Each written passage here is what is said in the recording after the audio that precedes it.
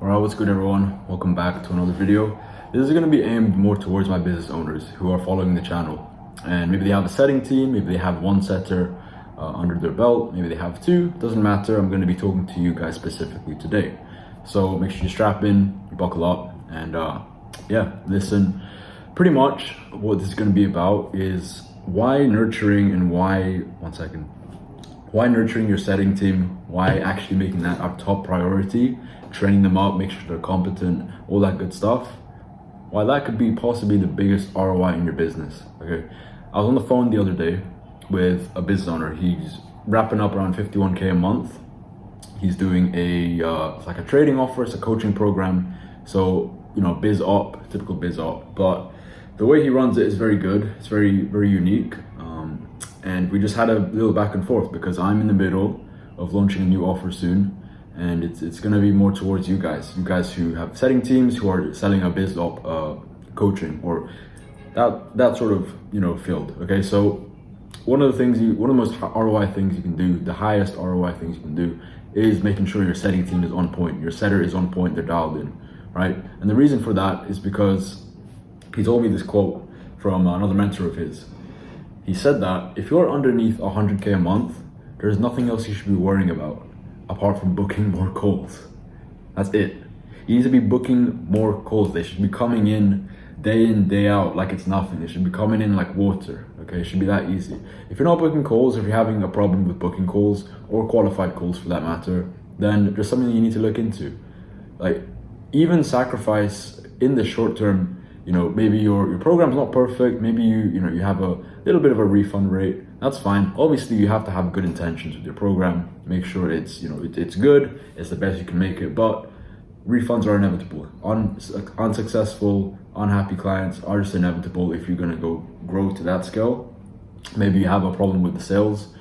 If anything, like if you're closing 30% or below, then okay, look into that. Try fix it. But 30% and up, that you're completely fine. That's not your issue. Your issue is booking more calls, more qualified calls. And then what's that going to come down to? That's going to come down to the setter. Because you as a business owner, you're focused on other things. You're focused on things that move the needle or maybe require a bit more deep work than usual. Booking calls does not require deep work, right? It'll help, but ultimately it's more of an admin task. You just sit down, it's the same as replying to emails. It's just something that's a standard that just has to be done. But does it require your utmost focus? No. Tell that to the setter if you want to, but that is your issue right now if you're underneath 100K a month, right? So it's booking more qualified calls. So, you need to nurture that relationship with your setter. Make sure you pick the right one. And I'll start rolling out content very soon on that too. How to nurture the relationship, the work synergy between you and the setter. The setter, if you're a setter watching, how to nurture it better with your business owner, right? And I've got a ton of gems for that, so stay tuned. Because ultimately, yes, your content is your content will come into play. Who you're speaking to, your audience, you're targeting, right? Your niche, that's gonna come into play. But then you need to find a way, or you need to get the setter to find a way to start booking more calls in, whether that's through inbound, whether that's communication between both of you.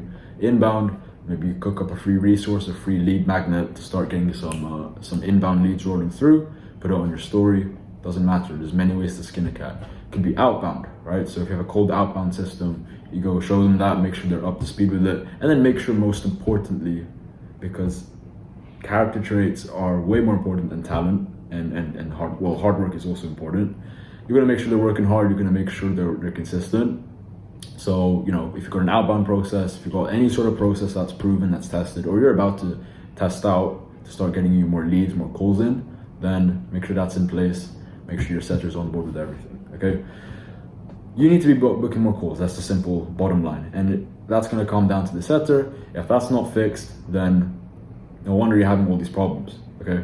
Your offer could be on point, your sales could be on point, but you need to find a way to start packing out the calendar, okay? So, a couple ways, and I think I'll start sharing. Okay, there we go. I'll share one right now. I'll share one of the biggest things you need to cultivate between you and your setter. It is cultivating the habit of being proactive. This is what the person told me yesterday, the business owner who's doing 51K this month. He told me this, And this is one of the pain points. Not that his setter is not performing, because I actually know the setter in person. We replaced him from our team into his, and then he's just been performing very well, right? But one of the things he said that could be a potential pain point for a lot of you guys is proactivity, lack of proactivity. That basically means, if a problem is going to come up or a problem is coming up, why is the setter not telling you about it? Why is the setter not anticipating these things and addressing you, even if it doesn't happen? Let's say it doesn't even happen. Let's say this upcoming week they feel like the lead flow is going to be a bit jarred than usual for XYZ reason. They need to tell you about it. They need to cultivate the habit of telling you these things, so you can plan in advance. As the head honcho, as the one who calls all the shots, who makes all the business decisions, you can adjust accordingly. So get them however you need to do it. And there's a book called 7 Habits of Highly Effective People by, I forgot the name of the guy, but one of the chapters talks about proactivity. It's got a whole chapter about proactivity. You got proactive and reactive. Reactive people, reactive setters, reactive business owners, they just wait for things to come to them. And when it does happen, like they're shit-faced. They don't know they're like a deer in headlights. They don't know how to deal with it accordingly, or they don't deal with it accordingly in the best way possible. When you're proactive, you see these things coming from a mile away, or you anticipate these things, or you're already coming up with potential solutions, and most of it is just going to come down to communication. It's as simple as shooting over a Slack message saying, "Oh, this might happen. This might happen next week," or "I'm facing this problem right now. Could you just take a look? Could you help me out?"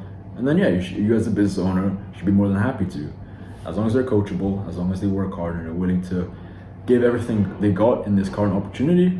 There should be no problem, right? It sounds very simple. Trust me, it does.